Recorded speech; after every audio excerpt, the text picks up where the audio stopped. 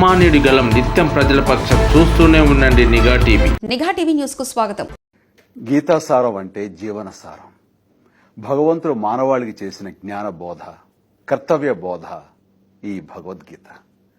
భగవద్గీత అంటే మతం కాదు, జ్ఞానం. అది యుగాతీతం, మతాతీతం. మానవ ఇతిహాసంలో భగవద్గీత ఒక మహోన్నత ఘట్టం. కుల, మత, వర్గ, వర్ణ భేదం లేకుండా మానవుడికి జీవన గమనాన్ని బోధించింది. భగవద్గీతను చదివితే సరిపోదు, దాని అధ్యయనం చేయాలి. ఎందరో వేద పండితులు దీన్ని అవపోసన పట్టారు. ఇంకెందరో చంద్రుకో నూలుపోగులా దీన్ని ప్రజలకు అర్థమయ్యేలా చెప్పేందుకు ప్రయత్నం చేశారు. అమరగాయకుడు ఘంటసాల 106 శ్లోకాలు తన గానంతో సామాన్యుడికి చేరువ చేశారు. ఇప్పుడు మన గంగాధర శాస్త్రి ఈ సంపూర్ణ భగవద్గీత గానంతో పునీతుడయ్యాడు.